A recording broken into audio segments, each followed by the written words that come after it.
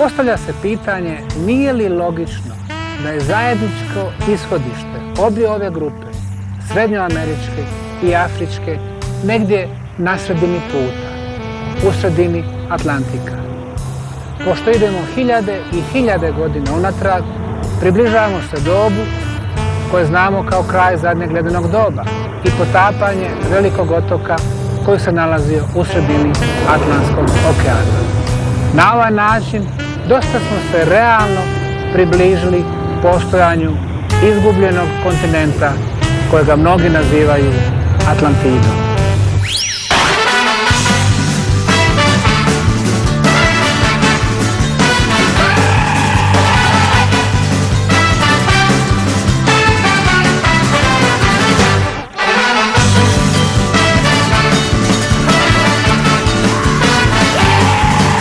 Da li jedan kamen može da promijeni historiju čovječanstva?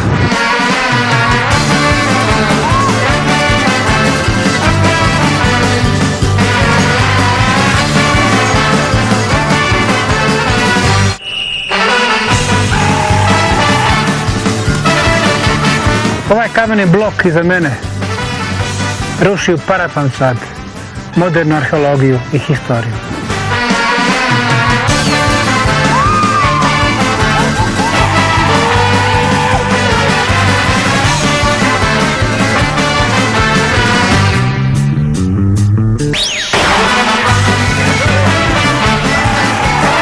Fenomenalni uskršnji otok.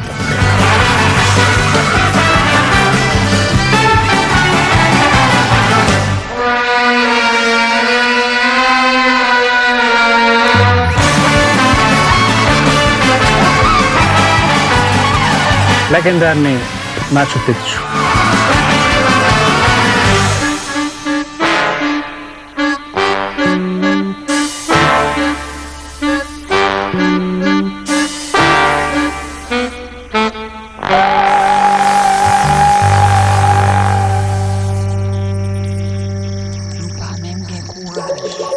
Jedna od najvećih misterija koje su drevne civilizacije ostavile iza sebe je zasigurno vezana za obradu i transport kamenih blokova od kojih su pravili monumente svojih kultura.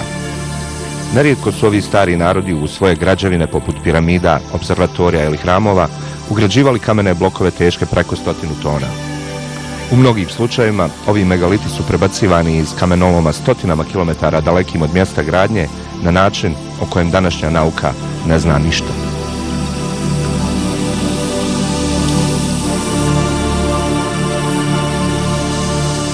Od legendarnog Stonehengea u Engleskoj, za gradnju kojeg su korišteni blokovi preneseni iz kamenoloma koji je udaljen 250 km sjevernije u Južnom Velsu, preko džinovskih zidina peruanskog Sacsayhumana napravljenih od blokova teških u nekim slučajevima i po više stotina tona, zatim granitnih monumenata iz stela Staroga Egipta, pa sve do libanonskog Baalbeka, graditelji iz starih vremena su u kamenu ostavljali trag svoje inženjerske genijalnosti koje se i danas divimo.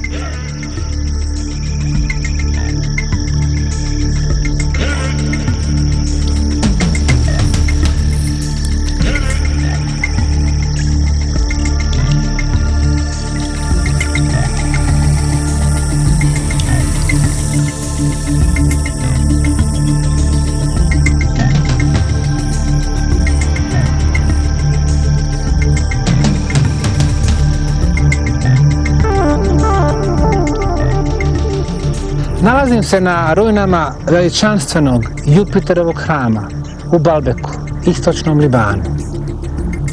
Nikada visoko razvijena rimska civilizacija nije podigla kompleks ovakvih građevinskih razmjera kao što je to slučaj sa Baalbekom.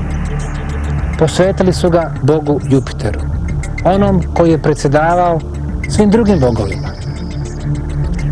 300 godina prije i dolazak Aleksandra Makedonskog je donio prizor Aleksandru kakvog nikad prije niti poslije u svojim osvajanjima od Grčke do Perzije njegove oči nisu vidjele.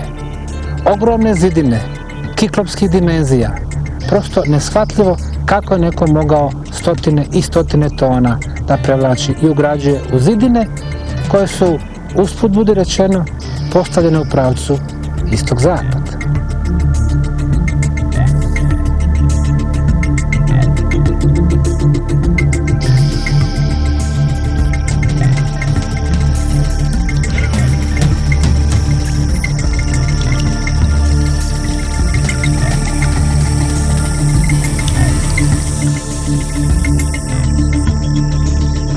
Vjerojatno najstariji svjetski kamenolom nalazi se u Baalbeku, istočnom Libanu. Prije, ja bih rekao, ko zna koliko hiljada godina, ovdje su klesani najveći kameni blokovi ljudskom rukom.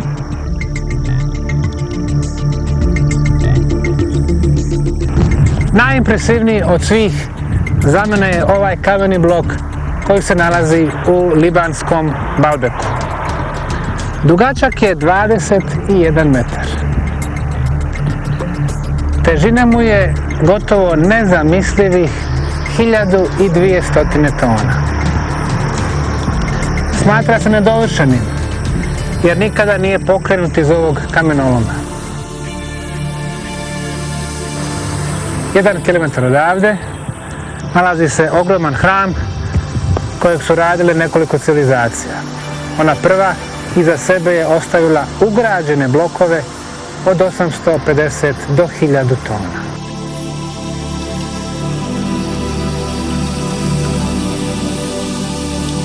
Da li postoji u ovom momentu firma na planeti koja može da transportira ovaj kameni blok sa jedne tačke na drugu?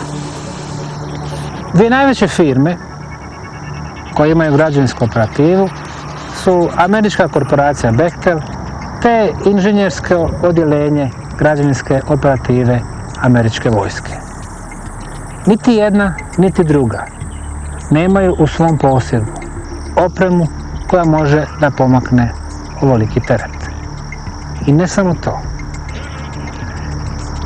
Komad opreme koji može da pomjeri teret od 350 tona je maksimum što današnja zapadna civilizacija ima na svom repertoaru u pogledu građevinarstva.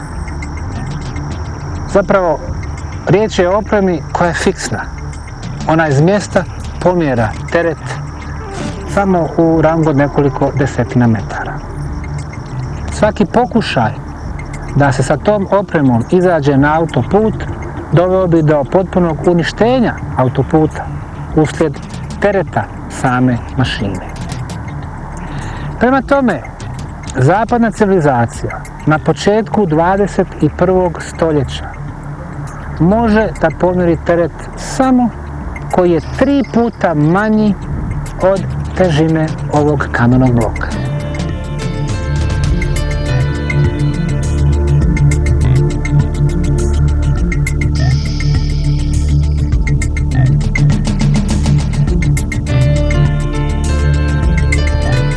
Ispod mene nalazi se niz od 9 kamenih blokova vapnenca dužine 9 metara, širine, odnosno debljine 2,5 i visine od 3 metra. Svaki teži preko 400 tona. Samo letjeničan pogled na ovaj zid koji su formirali ovi blokovi daje jasno do znanja da nije riječ o gradnji iz rimskog perioda. Identičan ovakav red blokova nalazi se sa druge strane i na njemu su smješteni blokovi od preko 800 tona. Jasno, Feničani koji su ovdje bili prije Rimljana nisu imali tehnologiju niti uzor u bilo kom gradu prije ili poslije u svojoj historiji da ovako nešto naprave. Na drugom kraju svijeta i iz druge epohe tragove velike civilizacije izuzetnog građevinarskog znanja nalazimo u Peruu. Sat vremena hoda od imperijalnog grada Kuska uspon vodi do impresivne visoravni na 3600 metara nadmorske visine. Dah jednostavno zastaje pred kiklopskim zidovima utvrde zvanim Saksajvuman. Oni su različiti od Stonehengea, egipatskih piramida i od hramova drevnog Libana. Drugačiji su od bilo kojih prehistorijskih megalita. Kada su ih prvi put ugledali, španjolski hroničari su bilježili: ove spektakularne zidine nemaju poređenja u starome svijetu. Ispod mene je imperijalni Cusco. Na visini sam od 3600 metara.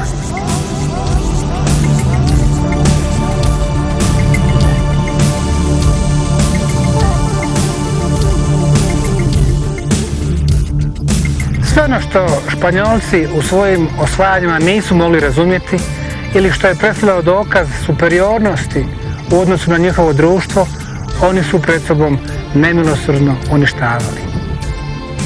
Znamo da su postojala barem 4 reda ovih kolosalnih kamenih blokova Saksa i Umana. Gornja 2 su davno nestala. Španjoli su prisilili lokalno stanovništvo, tadašnje Inke, da ih razbiju, da uvuku u grad, da bi oni mogli napraviti svoje palače, katedrale, crkve. Međutim, ovo što je ostalo svjedoči o superiornosti, ne samo u odnosu na srednjovjekovne Španjolce, već zapravo i u odnosu na nas. A ovi komadi koji nedostaju vječno će opominjati one koji su vršili kulturne genocide na svojim osvajanjima.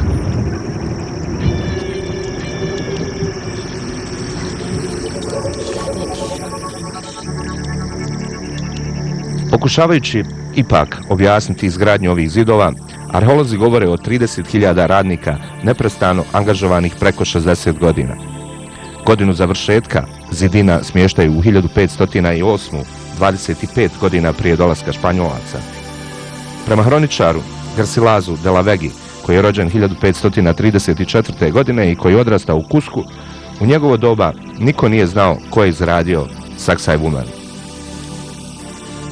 Prema Vaginim riječima, nemoguće je shvatiti kako bi ovi indijanci, koji nisu znali za alate, opremu i tehniku, mogli odsjeći, isklesati, podići i ugraditi ove ogromne kamene blokove tako perfektno. Perfekcija ovih veličanstvenih kamenih zidova Saksa i Umana ogleda se i u činjenici da niti jedan jedini kameni blok među ovih desetine hiljada nije isti u dimenzijama. Svi su različiti. Naravno, postavlja se pitanje gradnje i zapravo da li je neko sjekao ove kamene blokove u nekom kamenolomu, prenosio ih ovdje, ugrađivao, ili je zapravo riječ o nečemu što je gotovo nezamislivo sa aspekta i današnje moderne tehnike gradnje, a to znači izlijevanja ovih kamenih blokova u kalupe.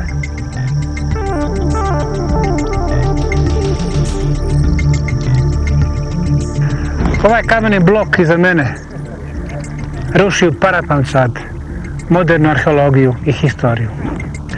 Nekoliko stotina tona koje prikazuju sekcije koje su čas konveksne, čas konkavne, koje imaju 10-ak uglova, kojima se perfektno stapa sa nizom manjih kamenih blokova, pokazuje da ne samo da Inke nisu pravile ove zidove, ove blokove, jer nisu imali alate, niti tehniku, što su potvrdili španjolski hroničari, već zapravo da svaki pokušaj stavljanja graditelja u neku blisku prošlost pada u vodu.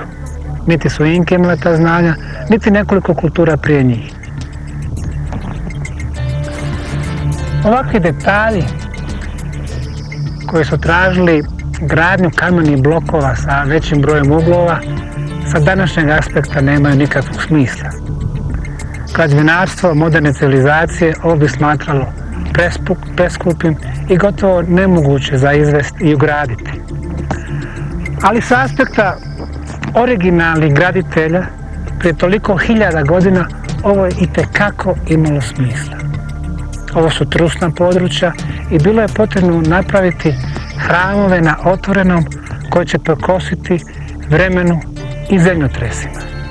I došli su do ovakvog dizajna koji bi prilikom svakog zemljotresa uvjetovao da se ovi kameni blokovi zapravo povežu što čvršće i zaključaju.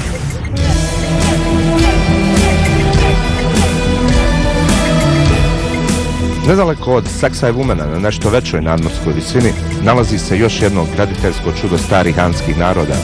Riječ je o utvrdi koja se naziva Ollantaytambo.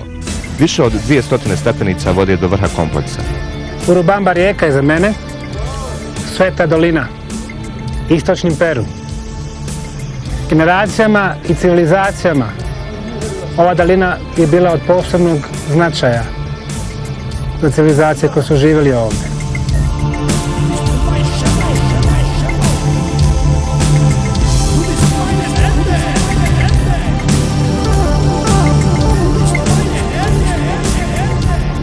Ovaj blok koji se nalazi sa moje lijeve strane, međutim nije dijelo tih Inka.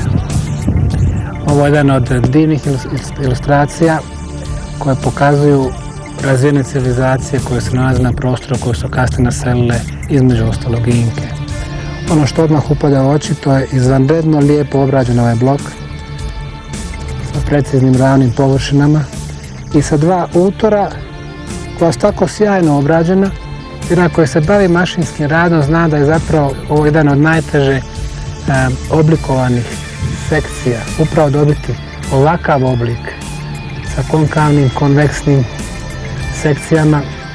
Prema tome, onaj ko je ovo obrađivao ili izlijevao u kalupe, posjedovao je vrlo razvijenu tehnologiju koja je minimalno govoreći ravna našoj.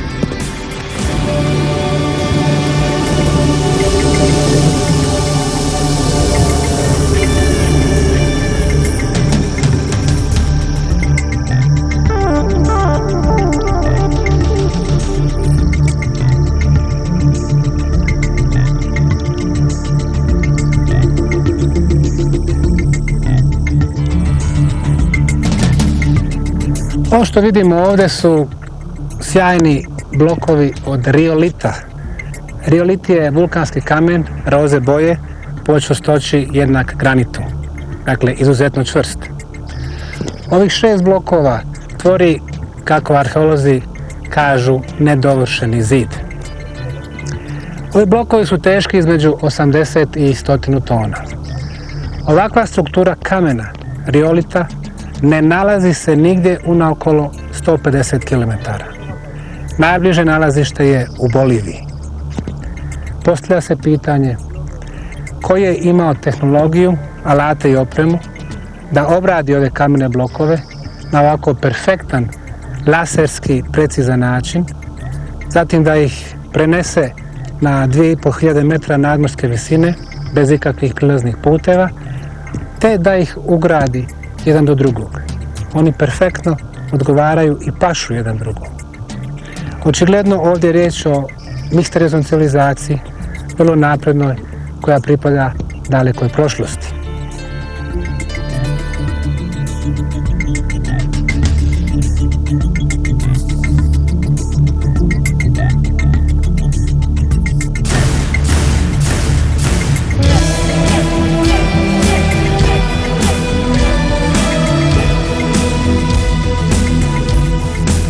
Nastavljajući svoj put svetom dolinom Inka i penjući se na još veću nadmorsku visinu, stižemo i do jednog od najpoznatijih mjesta drevnih Inka, stižemo u Machu Picchu.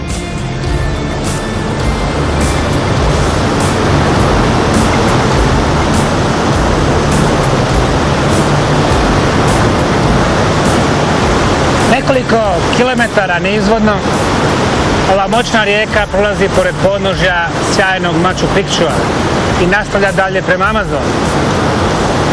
Ono što nas posebno interesuje, ko je stvarni graditelj ovog izvanrednog grada iz daleke prošlosti? Odgovor vjerojatno leži u ovom posteru. Zarotiramo li ga za 90 stepeni i obratimo li pažnju na ove nekoliko planinskih vrhova i uzvišenja, jasno ćemo uočiti da se daje ljudski lik, vrlo blagog i smirenog lica sa pogledom uprtim prema nebu. Čini se da su drevni graditelji ne samo bili u mogućnosti dizati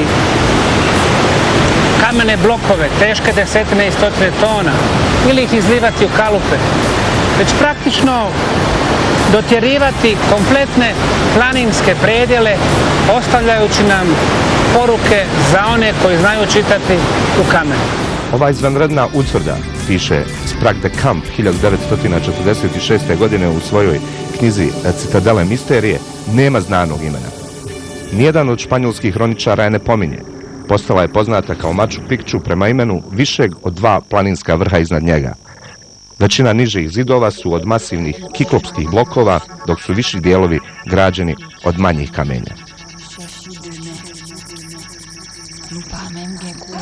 Evo nas na mjestu susreta nekoliko civilizacija koje su se nalazile ovdje u Machu Picchu. Sa moje lijeve strane nekoliko velikih blokova od originalnih graditelja.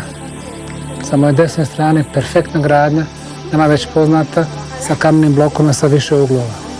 I na koncu ovi nabacani blokovi, to je treća civilizacija koja je našla ovo mjesto u ruinama.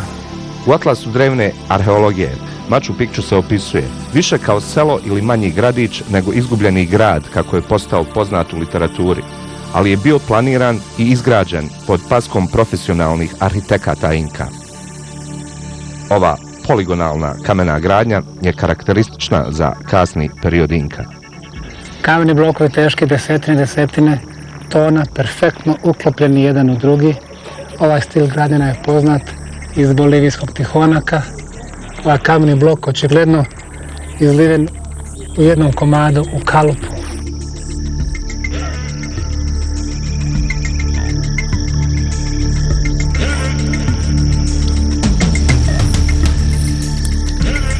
Mjesto susreta dva svijeta, perfektnog koji je označavao veliki hram na otvorenom i onom koji pripada Inkama, koji su od ovog ogromnog hrama napravili zapravo mala mjesta za stanovanje. Ovdje je tipičan prikaz krova kojeg su oni gradili na osnovama današnjeg hrama.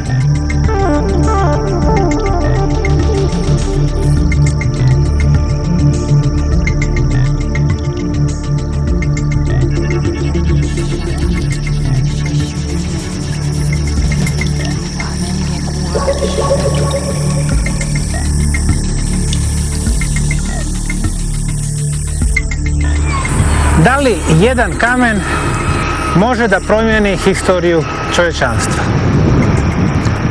Odgovor je da, može.